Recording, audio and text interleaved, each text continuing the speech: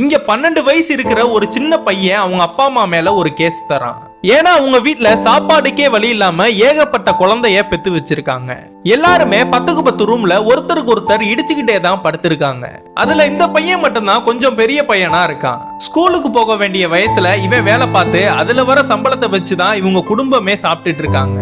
இந்த வாழ்க்கையவே இவனுக்கு பிடிக்காம தான் வாழ்ந்துகிட்டு இருக்கான். இப்படின்னா இருக்கிறப்ப இந்த ஏரியால உள்ள ஒரு மளிகை கடைக்காரன் இவனோட தங்கச்சிக்கு மட்டும் ஸ்நாக்ஸ்னா கொடுத்து விடுறான். ஏன்னா இவனோட தங்கச்சி மேல அவனுக்கு ஒரு கண்ணு. இதெல்லாம் தெரிஞ்சுக்கிட்ட இவன் அந்த ஸ்நாக்ஸ் குப்பையில தூக்கி போட்டுறான். இவன் வீட்டுக்கு வந்து பார்க்கும் போது இவனோட தங்கச்சி படுத்த இடத்துல ரத்த கரைய பாக்குறான். உடனே இதெல்லாம் பார்த்தவன் அவங்க அப்பா அம்மாக்கு தெரியாம இந்த பொண்ணை பப்ளிக் டாய்லெட்டுக்கு கூட்டிட்டு போய் அதெல்லாம் வாஷ் பண்ண சொல்றான். கடையில இருந்து ஒரு சில பேடனா தூக்கிட்டு வந்து இந்த பொண்ணு கிட்ட கொடுத்து வெளியில யார்கிட்டையும் சொல்லாதன்னு சொல்றான். ஏன்னா இந்த விஷயம் அவங்க அப்பா அம்மாக்கு தெரிஞ்சா அந்த மளிகை கடைக்காரனுக்கே இந்த பொண்ணை கட்டி கொடுத்துருவாங்கன்னு பயப்படுறான். இவங்க தங்கச்சியோட வாழ்க்கையாவது இவங்க வாழ்ற வாழ்க்கை மாதிரி இல்லாம நல்லா இருக்கட்டுமேனு கூட்டிட்டு ஓடிடலான்னு நினைக்கிறான். அதுக்குள்ள இந்த 2 பேருமே அவங்க அப்பா அம்மா கிட்ட மாட்டிக்கிறாங்க.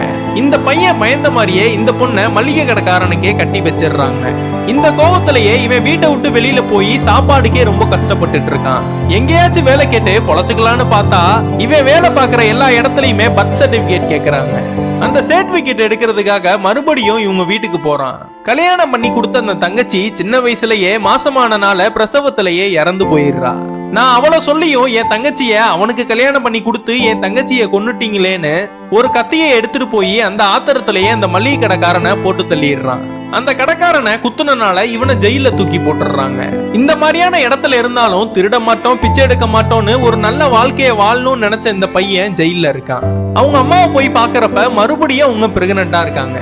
இதெல்லாம் பார்த்த இவன் வளர்க்கவே முடியாம குழந்தைங்களை பெத்துக்க கூடாதுன்னு அவங்க அப்பா அம்மா மேல கேஸ போட்டு உலக மீடியா ஃபுல்லா ஃபேமஸ் ஆயிடுறான்.